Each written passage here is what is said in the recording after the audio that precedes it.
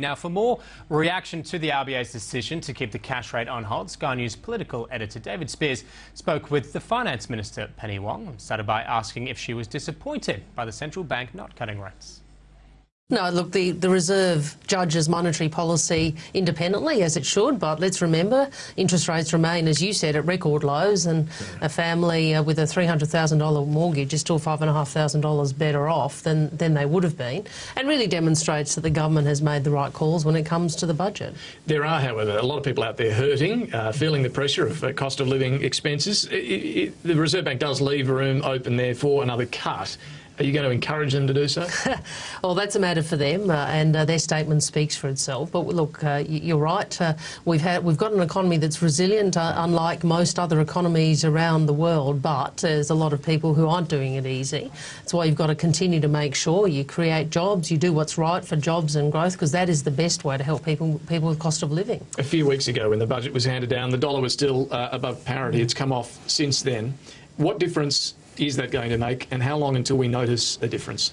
Well, obviously for exporters and firms which are competing with imports, a lower dollar, they would tell you is a better thing in terms of what effect it would have on the budget. That's obviously depends on what else happens in the budget, but certainly you'd have to say for our exporters, they've been asking for a lower dollar for a long time, so I'm sure many of them would prefer the dollar to be where it is now than where it was. But one of the reasons the Reserve Bank has given over recent times for its actions has been trying to rein in that high dollar. Has that job been done? Look, I think the way the Reserve expresses it, and I think they do so again today, is they say, look, the dollar looks higher than it might otherwise be, but the way they look at it is what is the effect of that on the economy when they come to adjusting interest rates, and that's what they've done. They've chosen to hold rates, as I said, at record lows. Look, what the Reserve is looking at, and what we are looking at as a government, is the serious economic transitions which Australia is confronting, and how do we assure our future and make sure we make the right decisions now to assure that. But just future. on the dollar, it's still around 97 US cents. That is still too high for many of those manufacturers, like those in the car industry, trying to keep afloat. Would you like to see it come down, and should the Reserve Bank be doing more about that? Look, monetary policy is a matter for the Reserve Bank. In terms of the effect of the dollar, as one of the economic ministers in the government, I'm under no illusions about how hard the higher dollar has been for some firms, and a lot of Australian firms have had to make some really big decisions around changing their business models to deal with a higher dollar, and they've done so very, very well. Let's move on. A number of polls out today, none of them good news for Labor. Do you really think Labor can still win this election? We're in a very tough fight, but I have to say the way you deal with a tough fight is to fight. And that's what we've got to keep doing. And I think what's important to remember is what we're fighting for.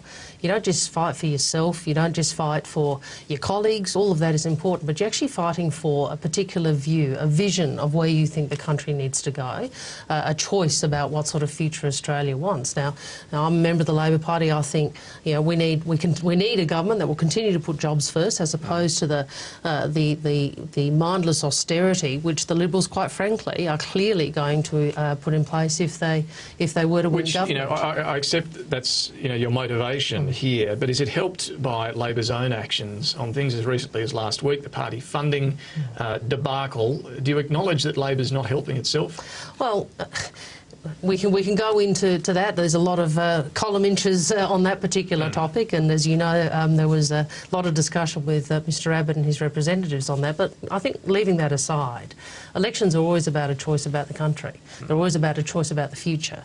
And our job as Labor people is to fight for the future we want, a future that is about every child having the opportunity they deserve, instead of, as would happen under Mr Abbott, children in classrooms that aren't as resourced as they should be. And it is about a government that's prepared to put jobs first and growth first, as opposed to mindless austerity. If all that's true, how have you ended up in this situation? Well, look, that's a topic that I'm sure everybody will have a different set of views on. And so what's yours? Well, politics this is a very tough game. And we have been up against a very tough fighter and a man who is very good at marshalling the negative.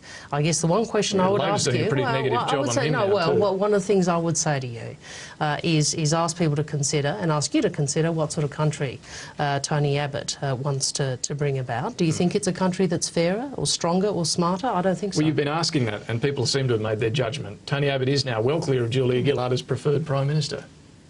And our job as the Labor Party, as I said, in a tough fight, is to fight for the things that we really believe in, things like the education reforms, and as I said, things like job creation, where we have a very proud record, over 900,000 jobs created since we came to government. And I think the thing that when people say, oh look, you know, these things don't matter, politics doesn't matter. Well, it matters to the 900,000+ Australians who have jobs. Disability care matters to Australians with a disability. Would never have been put on the agenda but for a Labor government. Increases in the pension matters to pensioners. I mean, there are... But can you win the election to bed all that down? Oh, look, I think we can, but there is no doubt it's a very tough fight. All right. What did you make of Joel Fitzgibbon today, making light of Labor talking points on polls? Well, it doesn't really accord with how I believe we should be fighting every day up till the next election.